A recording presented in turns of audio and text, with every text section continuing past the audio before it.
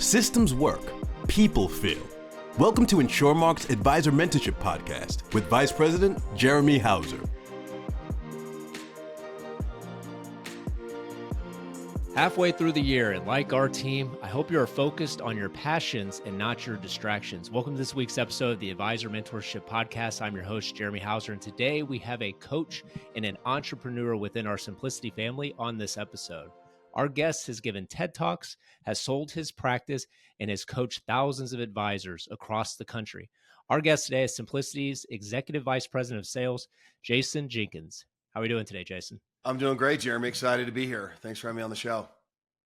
No, thanks for joining us today. In fact, actually, I didn't know this from your, or maybe I overlooked it. So 2014, you were Advisor of the Year, or what exactly was that?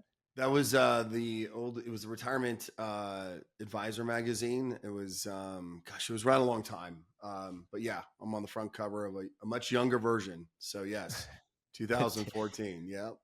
So yeah, I saw that. That stuck out, and no, very cool. So I'm excited to have you on here. And maybe for some of the audience that we're starting to do some more active trainings, and Jason's a big part of that with our trainings amongst us here at Simplicity and InsurMark. So for those that don't know Jason, tell us a little bit about who you are, Jason, and what your role is at Simplicity. Yeah, so my role here, EVP of Sales, been here since August of 2018. So really been a big part of the growth that's taken place. But my role here is, I feel like it's double fold, where, strategy on the executive team, when it comes to our sales and marketing strategy at a high level, interfacing with our marketers and ADCs, and then at the same time, supporting the actual training of advisors with our different programs, as I think you're aware. So.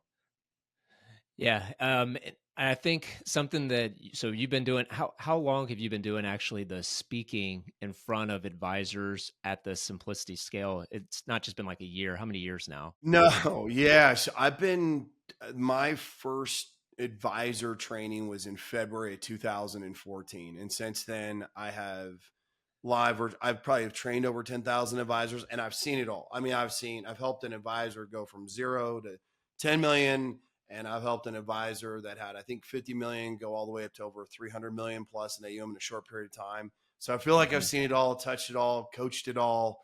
And it's really been a big blessing. It really has. And so I assume throughout the 10 years of doing that, you've seen some struggles, and you've maybe seen some things that entrepreneurs may have over the last 10 years. Is there anything that like stands out today for that small business owner or entrepreneur today that might be a little different than what it was back when you first started doing this, of struggles? Actually, I would say the struggle then is the same struggle now. Is most advisors don't have a defined process. That if there was one thing I could really put a note on, is there's this tendency like, hey, I get into the business. I know, Jeremy, you've seen this a lot yourself. I get in the business. I got a prospect. I'm just going to kind of pitch a product or, something along those lines, and they get pretty good at it. And then that kind of evolves into hiring staff. And the next thing you know, they're like, hey, I got a business here, and I'm tired. It's kind of running out of control a little bit.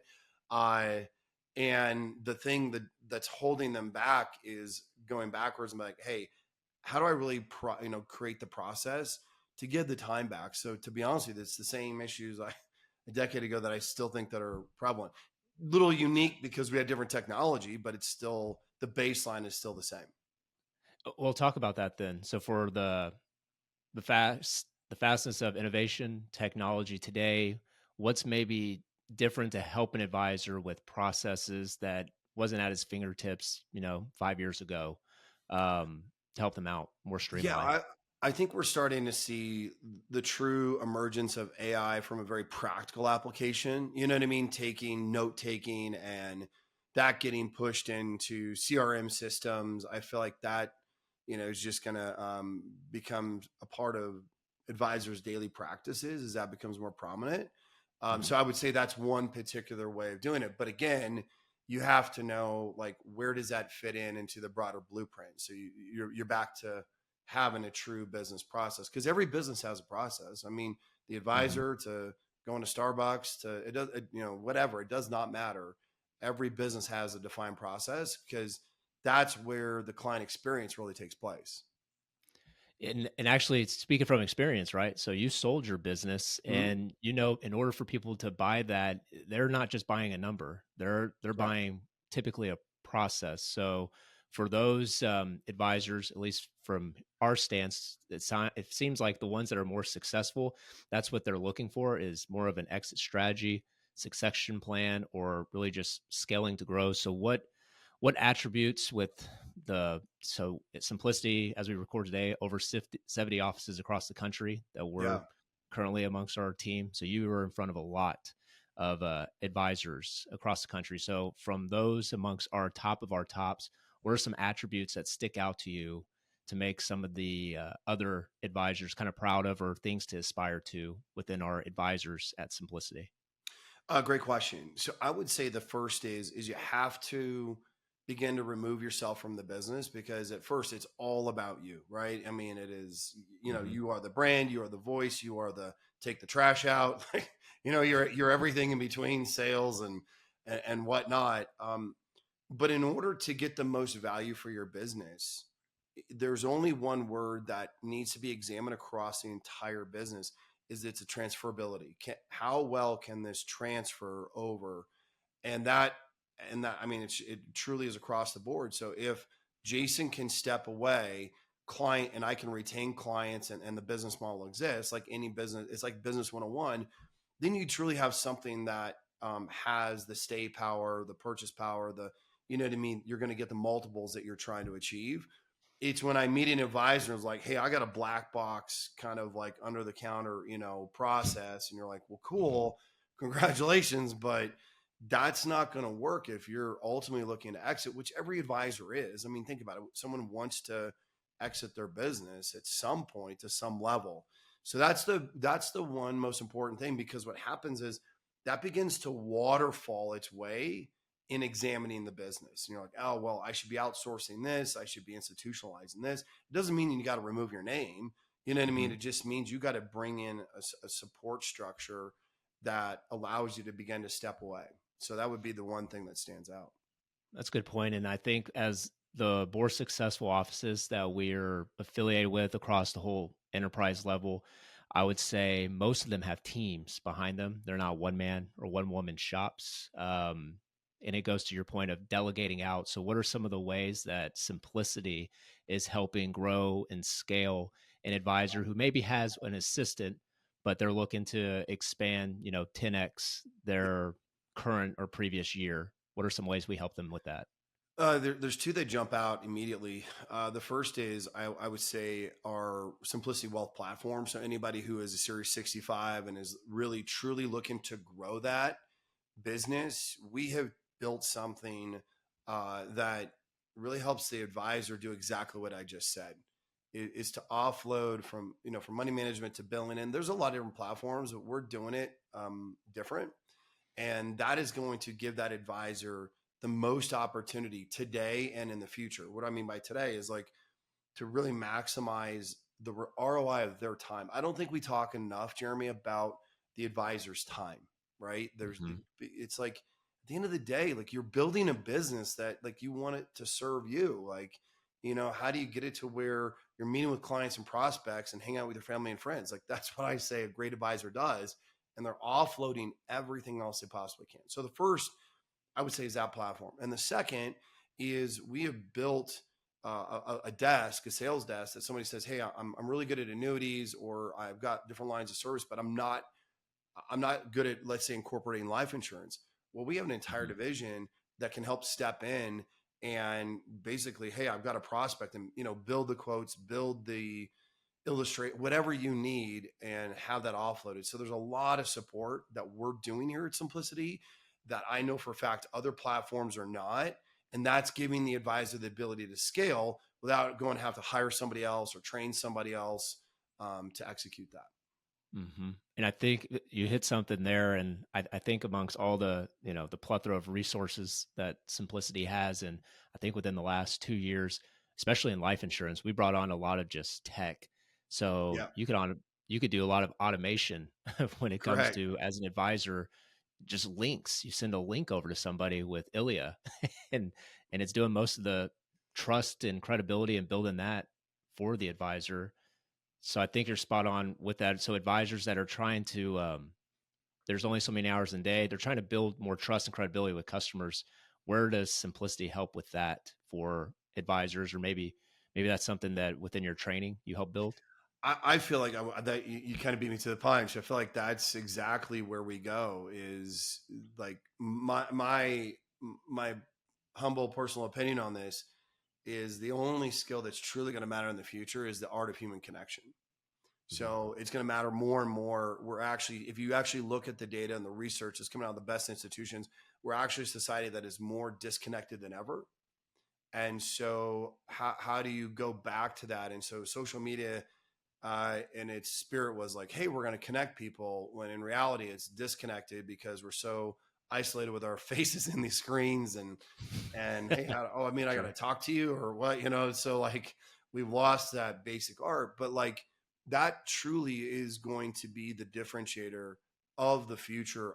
I'm just going to say in sales in general, of who's excellent at that and their skills of that. And that's what I love coaching to, and done that for the last decade. Yeah, I think it is funny as we're talking heads on screen, depending on how people are viewing us right now. Yeah. uh, so for advisors, so let's say there's an advisor who may be listening to this podcast, and several are currently in our Simplicity family. They're looking forward to what we're bringing them each and every day with new processes, new resources. Maybe there's a new advisor who is just listening to Simplicity and want to know, what's y'all's story? I mean, you're buying up all these IMOs. What's something that you think would, if you're talking to that advisor, what separates Simplicity from what are we doing different than other organizations out there currently in our marketplace for an advisor? I would say to that advisor, I think our unique signature is that we've built a platform and building a platform that meets them where they're at.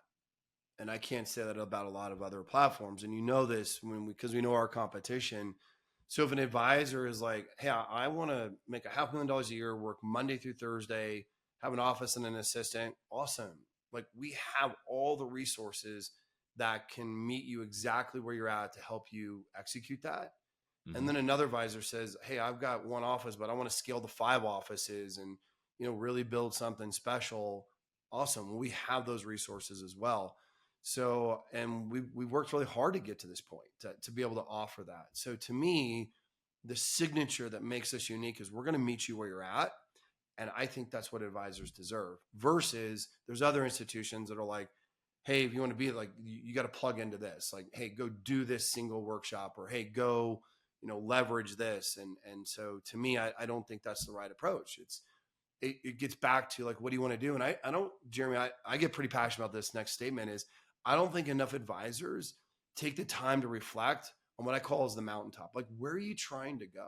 Like, really, what are you trying to build? Because there's like pressure to perform. There's pressure because you're running a business, but it's like you take a step back and what does that look like? Which is another big mistake I see advisors make.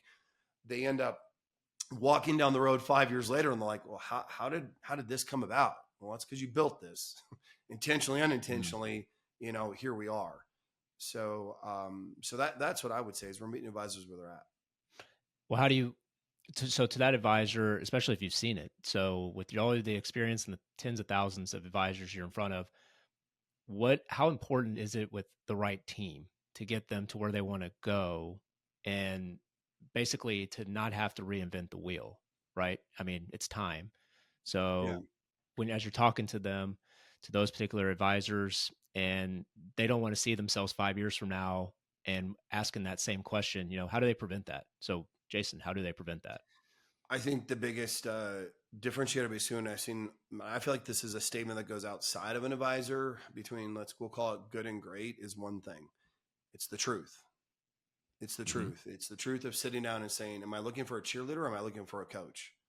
Because there's a lot of people in your life be like, hey, great job, Jeremy. You're trying really hard or so on. Versus, are you really looking for a coach that is going to tell you the truth and you're in a spot where you want the truth? Like both of those have to take place. And when that happens, someone's in a position to grow. Hey, like I'm tired, I'm great. You're like no more. Like I want to grow. And I honestly believe that's the kind of coaching that we provide here at Simplicity, is that I'm not going to tell you really what you want to hear. I'm going to tell you what you need to hear and what you actually truly desire to hear. And, Mm-hmm. doing this such a long time, Jeremy, like it's the old saying is about when the student is ready, right? When the student's ready, like that's when they step in, because the information, all of it's there. But to me, like that's the differentiator on a lot of different levels. Yeah. And I kind of, I don't know where I heard the phrase, but it's the whole man in the mirror, woman in the mirror moment, right? It's just at the Correct. end of the day, it is your choice to make, to decide if you're ready to make that leap. And we do a lot of things so for our advisors to help out, provide those systems and processes. And I know in August, so when this airs in just a couple weeks, we have an awesome thing that you've helped put together, which is our advanced sales training. So people that are listening to this and maybe they're like, man, I mean, so how do I get involved, or what is some of this training y'all do? So can you talk to the listener a little bit about what the advanced sales training is? Yeah. So the advanced sales training is truly a day and a half of, I would say, three fundamental things. One is you're going to gain skill sets that I promise you that we're going to hone and that we're going to make better. So if you're brand new in this business, Jeremy, you know this, one of the advisors there, Mm-hmm. what does $60 million a year, and was like, hey, I didn't think I could learn anything. 35 pages later, and he's like, I'm going to go from 60 to $100 million because A, he's a good student, but B, he's like, oh, I'm not doing that. It's just a tweak to a skill set. Remember, everything comes back. You want to beat your competition, then how do you build trust faster? And so I'm going to teach that, like truly give them a skill set. The second thing is a process. So we already talked about it. I'm going to lay that out. So you're going to get a skill set. You got to get a skill set before you can get the process. And so Mm-hmm. we're going to just literally from all like first appointment say, like, what does that look like? So that those that attend it can take away. And it's not about our knocking it down. It's a matter of like small tweaks. Like that's the difference where I see somebody kind of elevate. And then the third, probably my favorite, is accountability. Like, so when people show up to this training, it's all about how does this information get translated into their business. And that's one thing I'm super proud of is that aspect of it becoming very actionable and keeping the target close so that we can see those results as fast as possible. I like those three. And look at that. That keeping it simple. And I think it does go a long way too, because what we've started to do over the last couple of years, I think now, advisors don't even just come to this. They actually bring their accountability partner. They bring some additional people from their teams to Yep. these events. So how powerful is that if advisors listen to this? Who would be the right person for them to bring to a training like this? Because it's not just for the advisor, right? Yeah. So their staff, their office manager, their staff, actually anybody that is a part of their team, because again, you're elevating their skills, they're getting better visibility. And so when they sit in there for a day and a half, they have a much better understanding about what the advisor is doing, what they're trying to accomplish. And now they have an even deeper sense of how they might be able to support it. And so, because they're on the front lines doing their job, and sometimes the advisor's like, oh, well, go do this. Well, is that the right way? Sometimes yes, sometimes no. Right. And, Mm-hmm. and that's why we see the last advanced sales training I did, her name's Vicky. She's been there 6 times. So 2 years ago, she was at dead zero, 59 years of age. She's like, I want to become a financial advisor. And she's only insurance only licensed, and she's going from zero. She's going to do $10 million this year. She's going to hire a Wow. staff member. And I promise you, 12 months from now, she'll probably be at 20 million. Think about that. 0 to 20 Mm-hmm. million in 3 years, been 6 times. And she's like, Jason, I'm just going to do exactly about these skill sets in this process. And that's the kind of cool stuff that I get to hear all the time, just because the position I'm in of, teaching. Mm-hmm. No, repetition is what I'm hearing. And I know, and I think we've had several advisors that have gone to this in the past that are excited. They're coming again in August to our event here in Houston. So still time to register for that event. I'm looking forward to that. Is there, as we're wrapping up here, is there anything that we missed or any words of wisdom from Mr. Jason Jenkins as we're closing out? Yeah, I would say the following is that we don't take enough time in life, and especially in business, to realize, and I don't care age, gender, it doesn't matter about my next statement. It's not a matter of what you're doing, it's about who you're becoming. That's the bottom line. Like when you think about it, it's not about like, what am I doing? It's who am I becoming? Because the more you invest in yourself and you become that person that you were designed to be, wherever the environment is, there you are. And when you're a stronger person, what I know to be true, success is going to come from that. And so to me, what I love doing is as we go through this day and a half, I promise those that show up, they're going to be pleasantly surprised, as that is really the heart and the energy and the thesis in which I try, which I do throughout the entire training, is really pressing in a different way. Because remember, this is like, you can be taught, because you're a golfer, Jeremy, like, from golfing to whatever the skill set is, like, hey, this is how you hold the club, or whatever that technical skill set is. But it's all about when you hand that over to the individual. And so I've met a lot of successful people that are miserable. How fun is that? There's nothing fun in that, right? So when you talk about kind of words of encouragement or wisdom, that's what I know to be true. Is life is not about what we do, it's about who we become. And that is what this training is going to support along the way. That's where the explosion happens. So that's what I leave you and the listeners with on some of my thoughts. Great stuff, buddy. Well, appreciate your time, Jason. Thanks very much. And then also thank you to the listener for tuning in. Make sure to subscribe on your favorite listening device so you do not miss out on any future episodes of the Advisor Mentorship Podcast. Follow us on LinkedIn at Jeremy Hauser, and also subscribe to our YouTube channel at Jeremy Hauser AMP. And as you share this episode with a friend in a world full of betas, be an alpha.